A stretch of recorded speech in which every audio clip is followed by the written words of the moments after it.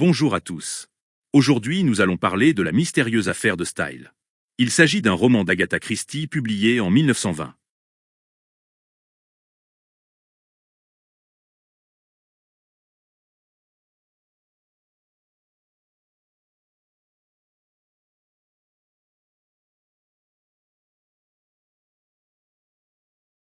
Hastings tient le compte-rendu de l'affaire de Style dans le but de mettre un terme aux rumeurs qui circulent. Il a été blessé, rapatrié du front et possède un mois de permission. John Cavendish l'invite à venir à Style Court, qui est la résidence de sa mère dans le comté d'Essex. John lui apprend que sa mère Emily s'est remariée, alors que cette femme doit avoir dans les 70 ans. Lors de son premier mariage avec M. Cavendish, celui-ci avait déjà 2 enfants, John et Laurence. John n'apprécie pas le nouveau mari de sa mère, qui s'appelle Alfred et qui a 20 ans de moins qu'Emily. John pense à du macrotage. 3 jours plus tard, c'est-à-dire le 5 juillet, Hastings arrive à la gare. John l'accompagne en automobile jusqu'à Style Court. En arrivant, John lui présente Evelyn Howard, qui est la gouvernante d'Emily. Hastings rencontre ensuite la femme de John nommée Mary Cavendish. Alors que les personnages sont en train de prendre le thé, Emily et Alfred font irruption. Hastings trouve de suite Alfred antipathique. Lorsqu'Alfred lui demande ce qu'il compte faire après la guerre, Hastings répond qu'il souhaite devenir détective. Il dit avoir rencontré un inspecteur belge qui l'a fasciné. Evelyn pense qu'en cas de crime, elle serait capable de connaître le coupable au premier coup d'œil. Mary dit que certains poisons sont indétectables pour les médecins. Cynthia Murdoch vient rejoindre le groupe. Il s'agit d'une orpheline qu'Emily a prise sous son aile après la faillite de son mari avocat. Elle travaille en tant qu'infirmière dans un laboratoire situé à l'hôpital de Tadminster. John conduit Hastings jusqu'à sa chambre. De sa fenêtre, Hastings aperçoit Laurence Cavendish qui paraît être soumis à une profonde mélancolie. Le lendemain, Hastings passe une journée agréable. Après une promenade, John lui apprend qu'Evelyn a eu une prise de bec avec Alfred et qu'elle va s'en aller. Evelyn a mis en garde Emily au sujet d'Alfred qui ne l'a épousée, selon elle, que pour son argent et qu'il pourrait bien l'assassiner. Elle a insinué qu'Alfred avait une liaison avec Madame Rex, qui est la femme d'un fermier voisin. Elle recommande à Hastings de veiller sur Emily, puis s'en va immédiatement. Hastings s'aperçoit le docteur Boerstein qui est en cure de repos suite à une crise de neurasthénie. Il s'agit d'un toxicologue réputé. Hastings fait un tour avec John. En chemin, il rencontre Madame Rex. John se plaint auprès d'Hastings de problèmes d'argent. Il ne peut pas demander de l'aide à son frère qui lui aussi est fauché. Hastings reçoit une lettre d'Evelyn. Elle a trouvé un poste d'infirmière dans un hôpital situé à une vingtaine de kilomètres d'ici. Il remarque une inclination de Mary envers le docteur Boerstein. La journée du 16 s'est déroulée sans problème. Durant la soirée, Emily déclare un poème sur le thème de la guerre. Le lendemain, Emily invite Hastings et Laurence à déjeuner. Suite à cela, Hastings et Laurence se rendent au laboratoire pour y voir Cynthia. En indiquant où se trouve le placard à provisions, Cynthia parle de l'armoire à poison. Hastings, Cynthia et sa collègue se rendent sur le balcon. Laurence les rejoint peu après. Après avoir montré les différents pavillons, les 2 femmes ferment le labo. Au bureau de poste, Hastings rencontre Poirot. Ce dernier a dû fuir la Belgique et a reçu l'hospitalité d'Emily. Il habite dans une maisonnette avec des compatriotes. De retour à Style Court, les personnages remarquent qu'Emily a l'air contrariée, même si elle refuse de dire ce qui ne va pas. Elle veut finir rapidement quelques lettres avant la levée. En allant chercher sa raquette, Hastings croise Mary qui se dirige dans le boudoir où se trouve Emily. Il entend quelques bribes de leur conversation. Mary souhaite qu'Emily lui montre quelque chose. Arrivé sur le court de tennis, Hastings apprend de Cynthia qu'il y a eu une scène entre Emily et Alfred. Après le dîner, Emily s'enferme dans son boudoir. Alfred apporte un café à sa femme. Dans le salon se trouvent Hastings, Cynthia et Mary. Ils sont rejoints par le docteur Boerstein couvert de boue à cause d'une chute et par John. Cynthia est appelée par Emily. Celle-ci a alors sa tasse à café à la main et ne l'a pas encore goûtée. À la fin de la soirée, Alfred raccompagne le docteur jusqu'au village afin de voir le régisseur pour régler des problèmes de terrain. Hastings est réveillé par Laurence. Il lui dit qu'Emily est au plus mal et que sa porte est verrouillée de l'intérieur. Ils sont rejoints par John et des domestiques. La porte de communication entre la chambre d'Alfred qui est absent et celle d'Emily, ainsi que la porte située entre la chambre de Cynthia et celle d'Emily sont également fermées de l'intérieur. Une porte est défoncée. Emily est en pleine crise de convulsions. La table de chevet est renversée. Laurence semble avoir vu quelque chose qui le terrifie. La crise se calme. Mary vient tout en soutenant Cynthia qui a du mal à se réveiller. Hastings s'aperçoit que l'aube arrive. Emily a une nouvelle crise. Le docteur Boerstein arrive et Emily prononce le prénom de son mari. Le docteur Boerstein pratique sur elle la respiration artificielle. Le docteur Wilkins vient trop tard. Il nous apprend qu'Emily avait un cœur fragile et qu'elle ne s'est pas ménagée contrairement à ce que le docteur lui avait préconisé. Les deux docteurs parlent ensemble seul à seul. Hastings dit qu'il pense qu'Emily a été empoisonnée. Le docteur Wilkins demande à John son accord pour une autopsie. Celle-ci se fera ce soir. Boerstein a fermé les deux chambres et remet les clés à John. Hastings demande à John l'autorisation de faire venir Hercule Poirot afin d'enquêter sur cette affaire. John donne son accord. Hastings pense à un empoisonnement à la strychnine. Hastings se rend à la maison des réfugiés belges. En chemin, il rencontre Alfred qui ne s'était pas manifesté jusque-là. Il dit avoir passé la nuit chez Danby, car il avait oublié de prendre la clé pour rentrer chez lui. Il sait que sa femme est morte car le docteur Wilkins avertit Danby de la nouvelle. Hastings rend visite à Poirot. Il lui raconte en détail ce qu'il s'est passé. Poirot veut savoir si Emily a mangé de bon appétit hier soir. Selon Hastings, elle n'a fait que picorer. Poirot et Hastings se rendent à Stylecourt. Hastings questionne son ami sur l'intérêt de savoir comment Emily a mangé son dernier repas. Selon Poirot, le poison aurait dû agir plus vite. Si le repas d'Emily avait été copieux, l'effet aurait pu être retardé. Une fois à la maison, il rencontre John. Celui-ci veut éviter le qu'en dira-t-on. Il donne à Hastings les deux clés. Poirot et Hastings se rendent dans la chambre d'Emily. Poirot inspecte la pièce. Dans une casserole située sur un réchaud, il trouve du cacao. Il note 6 éléments importants. Une tasse à café réduite en poussière, une mallette violette que Poirot ouvre et ferme à l'aide d'une clé, une tache sur un tapis, des brins d'une étoffe verte sur un verrou, une tache de bougie sur un tapis, un 6e élément qu'il ne dévoile pas tout de suite. Dans la cheminée, se trouve un fragment de testament. Poirot est subjugué par l'arrangement floral symétrique, proche de la chambre d'Emily. Hercule Poirot interroge tout d'abord la femme de chambre Dorcas. Il la questionne au sujet de la querelle de la veille. Vers 16 heures, Dorcas a entendu une dispute. Emily a reproché à Alfred de lui avoir menti et de l'avoir trompé. Elle a parlé d'une sordide histoire de couple. À 17 heures, Emily a appelé Dorcas. Elle voulait une tasse de thé. Emily lisait quelque chose sur une feuille de papier qui la consternait. Elle a parlé de scandale qui frappe un couple. Marie est ensuite entrée. Dorcas dit que la veille, au moment du déjeuner, Emily a remarqué la disparition de la clé ouvrant sa mallette. La clé disparue correspond à la clé que possède Poirot. Ce dernier demande si Emily ou quelqu'un d'autre dans la maison porte un vêtement vert foncé. Dorcas ne voit personne. Elle dit qu'Emily n'a pas pu prendre de somnifères puisque la boîte avait été finie il y a 2 jours. Elle ne sait pas à qui étaient destinées les lettres qu'Emily a écrites. En effet, elle a été absente hier à partir de 18 heures car c'était sa soirée de congé. Elle est envoyée chercher sa collègue Annie. Poirot dit avoir deviné qu'Emily prenait des somnifères, car il a trouvé une boîte dans un tiroir, c'est le 6e élément. La boîte ne comporte pas le nom du pharmacien. Annie entre dans la pièce. Elle est interrogée sur les lettres qu'a écrites Emily hier. Il y avait 4 lettres, une pour Evelyne, une pour l'avoué M. Wells, une pour le fournisseur M. Ross et une pour un destinataire inconnu. On apprend que tous les soirs, Emily faisait monter du cacao dans sa chambre. La cuisinière préparait le cacao qui était ensuite posé sur une table avant d'être apporté par Annie à Emily. Hier, Annie a posé le cacao sur la table vers 19h15 et l'a donné à Emily vers 20h. Elle dit avoir remarqué qu'il y avait du gros sel sur le plateau. Hastings pense que le sel était en fait de la strychnine. Annie n'a pas entendu Emily fermer le verrou de sa chambre derrière elle. Hier, elle n'a pas remarqué de traces de bougies sur le sol. Ni Emily, ni quelqu'un d'autre dans la maison ne porte de vêtements verts. Après le départ de la domestique, Poirot et Hastings parlent de ce gros sel, qui n'était que du sel selon Poirot. Ce dernier parvient à ouvrir un petit secrétaire appartenant à Alfred. Il remarque qu'il n'y a pas le moindre timbre. Poirot tend à Hastings une enveloppe contenant un document sur lequel une personne a écrit qu'elle et quelqu'un d'autre étaient possédés. Poirot a découvert ce document dans la corbeille à papier. L'écriture est celle d'Emily. Poirot s'intéresse aux tasses à café. Il reconstitue la scène de la veille lorsque les personnages ont pris le café dans le salon. Il fait des prélèvements dans chacune des tasses. Poirot semble avoir découvert quelque chose. John invite Poirot à prendre le petit déjeuner. Il confie que son frère pense qu'Emily est décédée d'une crise cardiaque. Il lui dit également qu'Alfred est de nouveau parmi eux. John n'a pas vérifié si la clé que devait prendre Alfred était effectivement restée dans un tiroir du vestibule. Ils rejoignent les personnages dans la salle à manger. Hastings remarque que personne à part Dorcas n'est chagriné par la mort d'Emily. Il devine l'hypocrisie d'Alfred.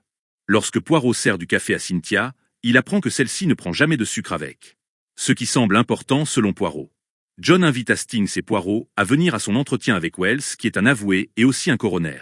Wells dit qu'il y aura une enquête sur la mort d'Emily. John et Alfred devront comparaître comme témoins. Il recueillera les témoignages vendredi, soit après l'autopsie. Dans la lettre que Wells a reçue de la récente défunte, Emily souhaitait le voir ce matin pour avoir des conseils sur une question. Wells dit que dans son testament, Emily léguait le plus gros de sa fortune à John. Cependant, ce testament a été annulé par le remariage d'Emily. Il est possible qu'Emily ait rédigé un autre testament depuis. Poirot dit que ce testament a été brûlé et qu'il a été rédigé la veille. Il fait venir le jardinier Manning. Ce dernier dit qu'Emily a demandé à un autre jardinier nommé William de lui ramener une feuille de papier timbré. Emily a ensuite demandé à Manning et à William de signer dessus. Elle a ensuite rangé le document dans une boîte violette. Il était 16 heures passées. Ils sont dérangés par l'arrivée d'Evelyn, qui a l'air d'avoir pleuré. Elle est partie dès qu'elle a su la nouvelle de la mort d'Emily. Selon elle, Emily n'est pas décédée d'une crise cardiaque, mais a été tuée par Alfred. L'enquête officielle ne démarrera que vendredi, ce qui est trop tard selon Evelyn. Dans la chambre d'Emily, Poirot fait remarquer qu'il a fermé la mallette ce matin. La mallette est pourtant ouverte, bien que Poirot possède les 2 clés sur lui. La serrure a été forcée. Poirot se rend compte de son erreur, car il aurait dû garder la mallette près de lui. Il fait exprès d'agir de manière à ce que tout Style Court soit au courant de la disparition d'un indice. Poirot demande à Hastings de le raccompagner au village. En interrogeant Cynthia, Poirot apprend que c'est elle qui préparait les somnifères d'Emily et que ce médicament contenait du bromure. Poirot confie à Hastings que Wells et John ont trouvé un testament d'Emily qui date d'avant son mariage dans lequel elle léguait tous ses biens à Alfred. Poirot dit que lorsqu'Emily a écrit plusieurs fois le mot possédé, elle cherchait seulement à trouver la bonne orthographe du mot. Car il a trouvé des traces de terreau et de terre dans la chambre d'Emily, Poirot a conclu que des jardiniers, qui ont planté les bégonias la veille, étaient entrés dans la chambre. Poirot dit que plusieurs faits plaident en faveur d'Alfred. Par contre, l'absence d'Alfred de Style Court la veille au soir joue en sa défaveur, car c'est ce qu'il aurait fait s'il savait que sa femme allait être empoisonnée cette nuit-là. Selon Hastings, quelqu'un s'est introduit dans la chambre la nuit, a fait une tache de bougie et a brûlé le testament. Emily aurait ouvert sa porte à cette personne, qui a une forte chance d'être son mari. Poirot pense qu'Emily n'aurait pas laissé entrer Alfred à cause de leur précédente dispute. Emily a pu oublier de verrouiller sa porte, puis l'avoir fait plus tard. Une fois arrivé à destination, Poirot invite Hastings chez lui. Ils reçoivent la visite de M. Maas, le préparateur en pharmacie. Ce dernier demande s'il n'est pas question de strychnine. Une fois qu'il a obtenu une réponse de Poirot, il s'en va. 2 points sont importants selon Poirot: le temps qu'il faisait la veille et les goûts vestimentaires d'Alfred. Poirot continue d'enquêter sans mettre Hastings au courant de ses démarches. Hastings se promène vers la ferme des Rex dans l'espoir d'y trouver Poirot. Un paysan l'informe que Poirot est déjà passé par là, ainsi qu'un monsieur du château. Hastings est persuadé qu'il s'agit d'Alfred. Le vendredi suivant a lieu l'audition des témoins à l'auberge du village nommée Stillit Arms. John est le premier à être interrogé sur la mort de sa belle-mère. Les médecins donnent ensuite leurs conclusions. Emily a été empoisonnée à la strychnine.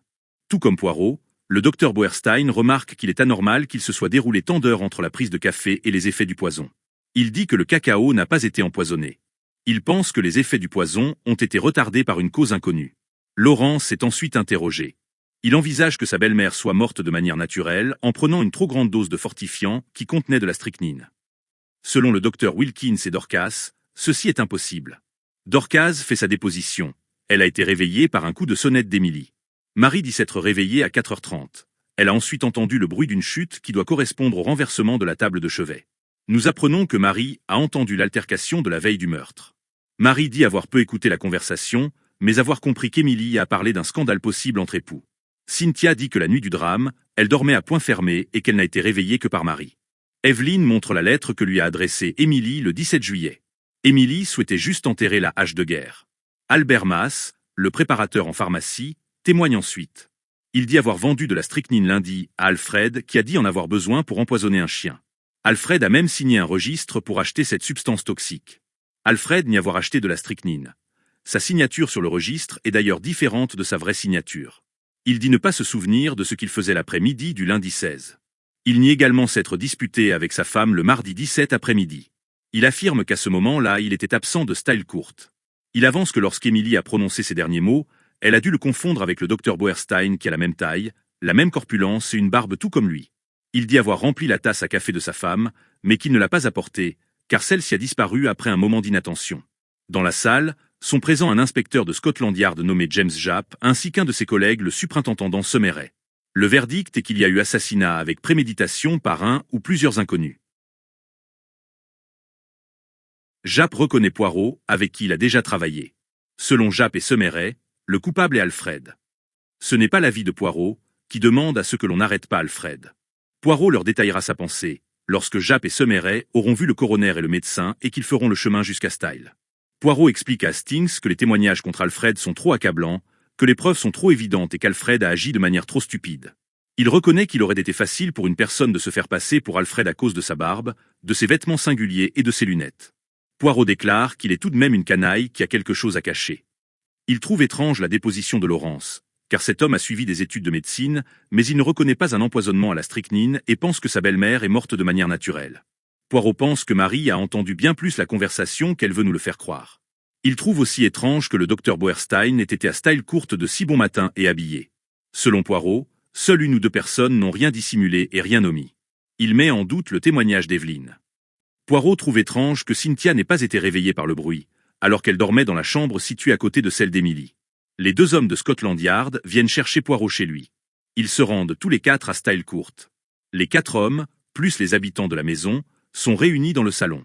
Poirot apprend à Alfred qu'il est soupçonné d'avoir empoisonné sa femme. Il révèle que lundi à 18h Alfred n'était pas à la pharmacie en train d'acheter de la strychnine, car il raccompagnait Madame Rex à sa ferme située à 3 km de là. Alfred déclare n'avoir rien dit par peur qu'un scandale n'éclate. Poirot, Japp et Semeret se rendent dans la chambre de la défunte.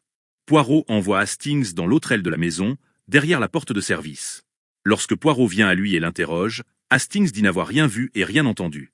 Hastings explique à Poirot que le docteur Boerstein est venu à Style Court mardi soir couvert de boue. Selon Poirot, c'est un détail de la plus haute importance. Poirot demande à John sa voiture et se rend à Tadminster. Il est important maintenant de savoir qui se trouvait près de la tasse de café celle-ci a été posée sur la table, Marie ou Cynthia. Hastings a des soupçons envers Evelyn, car elle a très bien pu être présente puisqu'elle n'était éloignée que d'une vingtaine de kilomètres. Poirot sait qu'Evelyn était de garde à l'hôpital le mardi soir. Hastings trouve qu'Evelyn a une haine exagérée envers Alfred. Selon Poirot, Evelyn n'a pas de mobile, car la mort d'Emily ne lui est pas profitable. Si Emily a rédigé un Nouveau Testament avant sa mort, Poirot pense qu'il n'était pas en faveur d'Evelyn. Poirot souhaite qu'Hastings dise à Laurence qu'il retrouvera la paix, s'il retrouve la tasse à café manquante. À Tadminster, Poirot entre dans le laboratoire d'analyse. Il va faire analyser un échantillon de cacao. L'enterrement d'Emily a lieu le lendemain. Lundi, John confie à Hastings qu'Alfred va s'installer à Stillett Arms. John est soulagé qu'Alfred ne devienne pas le maître de Style Court. L'affaire fait du bruit dans les journaux et les journalistes sont à l'affût de la moindre information. Dorcas confie à Hastings que John et Laurence possèdent des déguisements dans une malle du grenier. Poirot et Hastings fouillent dans cette malle et Poirot y trouve une barbe noire. Dorcas apprend à Poirot que John et Laurence ont déjà donné des soirées costumées et que Laurence s'est déguisée en roi d'Orient avec une barbe noire. Poirot a besoin d'un allié qui sera Evelyn. Cette dernière pense toujours qu'Alfred a tué Emily. Poirot pense que l'instinct d'Evelyn lui désigne un autre coupable. Elle refuse de révéler le nom auquel elle pense. Poirot lui demande de garder l'œil ouvert.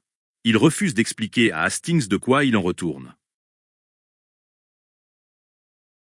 Hastings rencontre Laurence. Hastings lui transmet le message selon lequel il faut retrouver la tasse à café afin de retrouver la paix. Laurence ne voit pas ce que Poirot a voulu lui dire. Après le déjeuner, Poirot interroge Marie. La porte entre la chambre de Cynthia et celle d'Emily était bien verrouillée. Laurence dit que cette porte était verrouillée de l'intérieur. Hastings reconduit Poirot chez lui. Hastings retransmet les mots de Laurence, ce qui réjouit Poirot. Celui-ci aimerait visiter le laboratoire de Cynthia. Il apprend que l'armoire des poisons n'est pas située à proximité de la fenêtre. Sur le trajet du retour, Hastings s'assoupit dans les bois. Il est réveillé par une dispute entre John et Marie. John reproche à sa femme d'être trop proche du docteur Boerstein. Marie lui reproche certaines amies. Elle s'en va. John se plaint auprès d'Hastings d'être surveillé par Scotland Yard et par les journalistes. Hastings dit qu'il pense que le coupable est le docteur Boerstein et dit que Poirot le pense aussi. Hastings garde pour lui sa pensée, selon laquelle Marie a pu être la complice du docteur afin de verser le poison dans la tasse à café. John trouve des raisons qui expliquent que le docteur Boerstein ne peut pas être le coupable.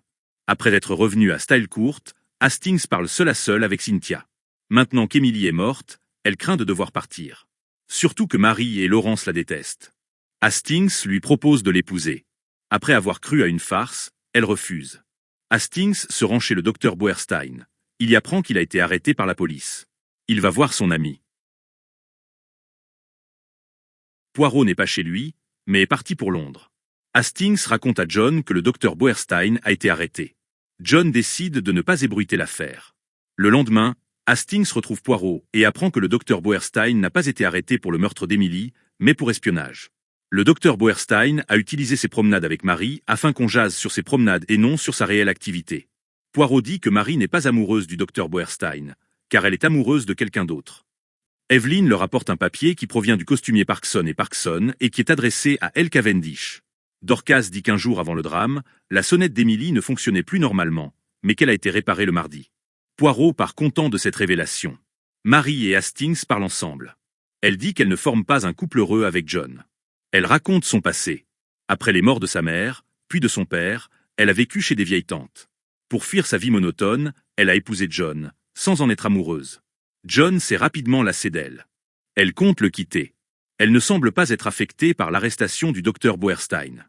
Le lendemain, on reçoit une réponse du 4e destinataire des courriers envoyés par Emily la veille de sa mort. Dans une lettre, une société d'édition de musique a écrit ne pas pouvoir trouver un recueil de chansons populaires russes.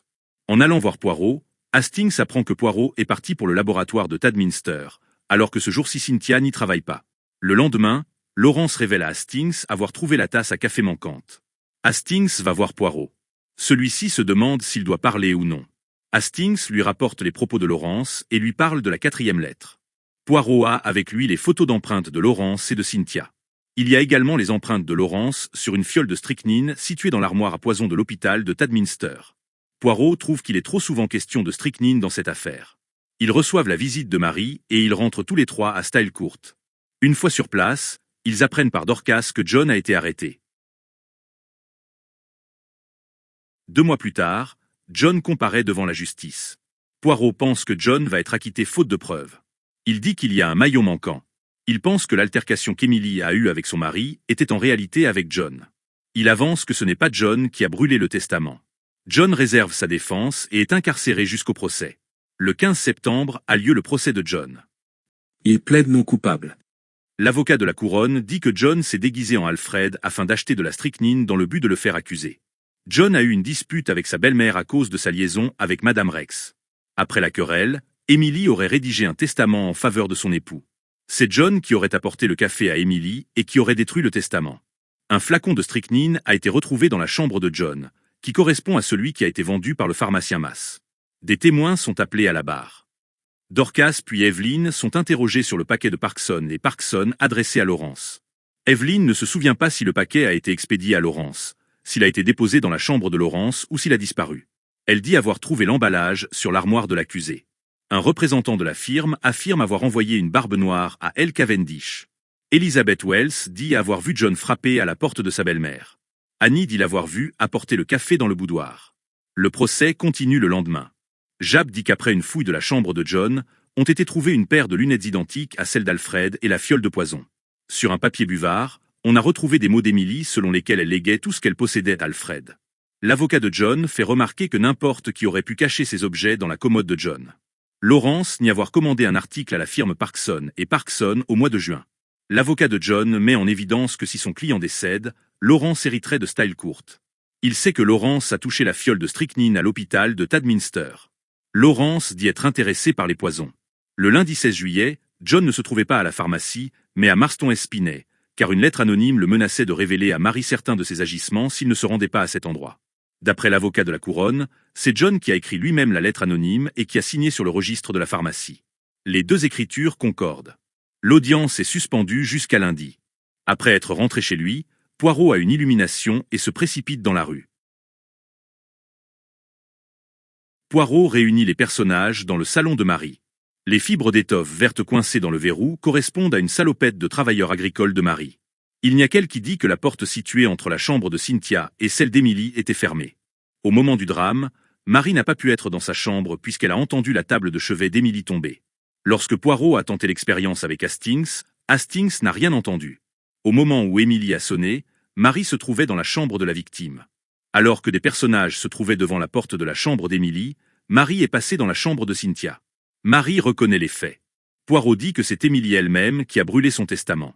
Elle a fait allumer un feu pour détruire le document, alors qu'il faisait chaud à l'extérieur. À 16 heures, Emily a eu une altercation avec John au sujet de sa liaison avec Madame Rex. À 16h30, elle a écrit un testament en faveur de son époux. À 17h, elle a appelé Dorcas afin qu'elle allume un feu. Entre 16h30 et 17h, Emily, à la recherche de timbres, en a cherché dans le secrétaire d'Alfred. Elle y a trouvé un document qui l'a fait changer d'avis au sujet du testament. Lorsque Marie a vu Emily tenir un document dans la main, elle a pensé qu'il s'agissait d'une preuve d'infidélité de John. Marie a voulu récupérer ce document. Dans la soirée, elle a ouvert le verrou de la porte située entre la chambre de Cynthia et celle d'Emily. À l'aube, elle est entrée dans la chambre de Cynthia qui a été préalablement droguée, puis s'est rendue dans la chambre d'Emily. Marie a également donné un somnifère à Emily. De peur que le somnifère ait causé la mort d'Emily, Marie a caché la tasse de Cynthia dans un vase. Le somnifère a retardé les effets du poison. Emily n'a pas bu le café car sa tasse s'est renversée. C'est pourquoi il y a une tache sur le tapis. Elle a ensuite bu son cacao qui ne contenait pas de strychnine. La strychnine se trouvait dans le fortifiant d'Emily. Du bromure a été ajouté au fortifiant et le poison est tombé au fond de la bouteille. Emily s'est empoisonnée lorsqu'elle a pris la dernière dose. Poirot sort 3 bandes de papier. Alfred a écrit une lettre à Evelyn, dans laquelle il parlait de leur crime. Hastings demande des informations complémentaires à Poirot qui les lui donne. Un homme acquitté ne peut être rejugé pour la même affaire. En voulant se servir de ce principe, Alfred a tout fait pour être arrêté. Il aurait révélé son alibi plus tard. C'est Evelyn qui s'est déguisée en Alfred et qui a acheté le poison à la pharmacie. Ce serait Evelyn qui aurait eu l'idée de placer du bromure dans une solution contenant de la strychnine. Elle a ensuite mis en scène son départ afin que personne ne la soupçonne. Evelyn et Alfred ont dirigé les soupçons sur John. Le meurtre aurait dû avoir lieu lundi, si Emily, occupée par sa soirée, n'avait pas oublié de boire son fortifiant. Alfred s'est arrangé afin d'être vu loin du village. Evelyn, déguisée en Alfred, s'est rendue à la pharmacie acheter de la strychnine. Afin que John n'ait aucun alibi, Evelyn lui a écrit une lettre anonyme pour l'envoyer dans un endroit où il n'y avait personne. Cependant, Emily n'a pas pris son fortifiant ce soir-là.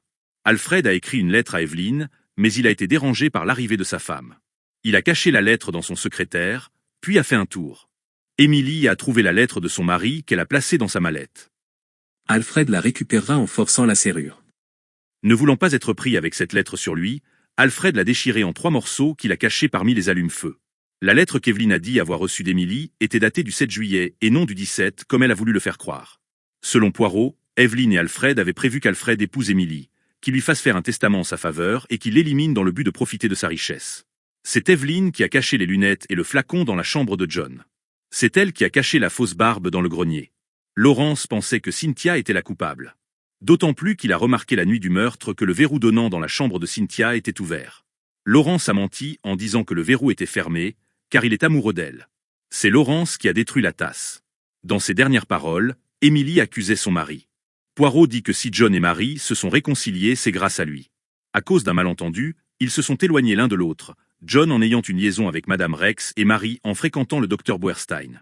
Alors que Poirot pouvait innocenter John, il n'a pas fait, car l'épreuve du procès les a réunis. Cette histoire est le premier roman d'Agatha Christie et est le premier de la série de livres dans lesquels Hercule Poirot est le détective. Comme dans la plupart des romans d'Agatha Christie, le meurtre et l'enquête se déroulent dans un milieu aisé. L'histoire est racontée par Hastings. Nous n'avons que son point de vue. Il nous raconte tout ce dont il a été témoin entre sa rencontre avec John et la résolution de l'enquête par Poirot. Si Hastings n'assiste pas à un événement, il ne le raconte pas. C'est le cas par exemple, lorsqu'Hastings est placé par Poirot dans l'autre aile de style courte tandis que Poirot, Japp et Semeret inspectent la chambre d'Emily. Hastings nous raconte les événements tels qu'il les a vécus et nous raconte aussi les propos rapportés par d'autres personnages. C'est Hastings qui introduit Hercule Poirot dans la maison. Hastings cherche à asseoir sa supériorité sur Poirot. Alors que Poirot n'a pas encore fait son apparition, Hastings dit aux habitants de Stylecourt qu'il a pris la méthode de Poirot tout en lui apportant des améliorations. Ces mots sont « J'ai fondé mon système sur le sien, mais j'y ai, bien entendu, ajouté quelques perfectionnements de mon cru. » Hastings est interloqué par des questions ou des agissements de Poirot qui ne lui paraissent pas avoir de lien avec l'enquête. Il pense alors que son ami a perdu la raison. Hastings est également vexé lorsque Poirot garde le silence sur certains éléments. Il pense alors à garder pour lui certains éléments et souhaite battre Poirot sur son propre terrain. Heureusement, ce n'est pas un personnage rancunier et il pardonne rapidement à Poirot. Hastings est montré comme un personnage un peu niais, Poirot utilisera des mots plus doux en parlant de son honnêteté et de sa nature franche. En effet, si le coupable tend un piège, Hastings tombe irrémédiablement dedans. Il s'en tient à sa première idée concernant les événements et ne cherche pas à aller au-delà. Hastings ressemble au lecteur. C'est sans doute pour cela que l'histoire est racontée par Hastings. Le lecteur a lui aussi toutes les clés en main pour découvrir le coupable, mais il y a de fortes chances pour qu'il n'y parvienne pas. Agatha Christie se place de l'autre côté, celui d'Hercule Poirot. Les erreurs d'Hastings ne concernent pas que l'enquête, mais aussi ses sentiments amoureux. Il demande en mariage Cynthia qui se moque de lui et il s'intéresse à Mary qui est en réalité amoureuse de son mari. Alfred est montré d'emblée comme un mauvais personnage. Dès le premier chapitre, John fait un mauvais portrait de cet homme. Alfred ne plaît à personne, hormis à Emily. John ainsi que d'autres habitants de la demeure pensent qu'Alfred est uniquement avec Emily à cause de sa richesse.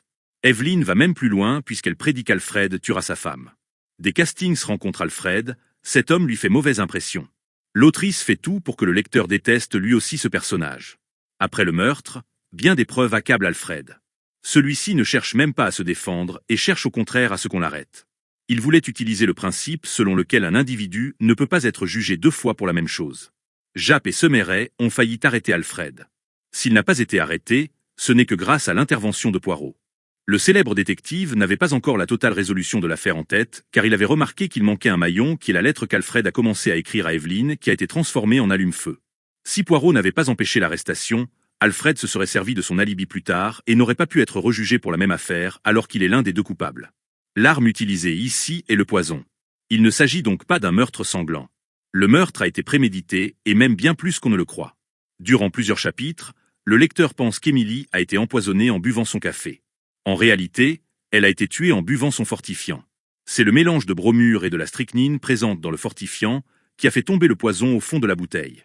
Ce n'est que lorsqu'Emily a fini sa bouteille qu'elle a été empoisonnée. Il s'est donc passé bien du temps entre l'action du coupable et la mort d'Emily. Ce laps de temps a profité à Alfred et à Evelyn. Ils ont fait en sorte qu'on ne les soupçonne pas. Evelyn étant partie travailler à une 20aine de kilomètres de Stylecourt et Alfred ayant dormi chez Danby. Bien plus que se disculper, les 2 coupables font tomber les soupçons sur un autre personnage, John. Evelyn cachera dans sa chambre la fiole de poison et une paire de lunettes d'Alfred. Ce sont ces objets qui pousseront Japp et Semeret à arrêter John. Evelyn a également fait en sorte que John n'ait aucun alibi en l'envoyant grâce à une lettre anonyme dans un lieu dénué de témoins. Poirot trouve le chaînon manquant grâce à des phrases d'Hastings. En effet, ce dernier remarque que Poirot tremblait lorsqu'il a remis pour la seconde fois les objets en place sur la cheminée de la chambre d'Emily. Dès ce premier roman, Poirot est montré comme un maniaque de l'ordre grâce à divers éléments. Poirot trouve alors les allumes-feu et reconstitue la lettre qu'Alfred avait commencé à écrire à Evelyn et dans laquelle il avouait son meurtre. Sans cette lettre, le couple d'assassins aurait pu s'en tirer. Comme cela sera le cas pour d'autres enquêtes, Poirot réunit tous les personnages dans un endroit. Il leur fait part de son cheminement d'idées qui lui a permis de trouver le coupable. Il parle des faits des assassins, mais aussi des faits que d'autres personnages lui ont cachés lors de sa déclaration au personnage et plus tard à Hastings. Un cri étranglé montant du lit me fit sursauter. Une nouvelle crise terrassait la pauvre femme. Ses spasmes étaient d'une violence insoutenable. Un vent de panique souffla sur la pièce. Nous entourâmes la malheureuse, mais nous étions dans l'incapacité totale de l'aider ou même d'atténuer ses souffrances. Une ultime convulsion arqua son corps, avec une brutalité telle qu'elle parut ne plus reposer que sur la nuque et les talons. En vain John et Mary essayèrent-ils de lui faire avaler un peu de cognac. Après quelques secondes de répit, le corps se souleva de la même façon. C'est alors que le docteur Boerstein se fraya un passage parmi nous. En découvrant la scène, il resta un instant sans bouger et Madame Inglethorpe, fixant le nouveau venu, poussa une exclamation étranglée. « Alfred !»« Alfred !» Puis elle retomba, inerte, sur le lit. Le médecin se pencha sur elle, lui saisit les bras et, avec des mouvements énergiques, pratiqua sur elle ce que je savais être la respiration artificielle. D'un ton sec, il lança quelques directives aux domestiques. Un geste autoritaire nous fit reculer vers le seuil. Nous continuions de l'observer avec une sorte de fascination, même si, à cet instant, nous avions tous deviné, je crois, qu'il était déjà trop tard, et que rien ne pouvait plus être tenté. Lui-même ne semblait guère se bercer d'illusions.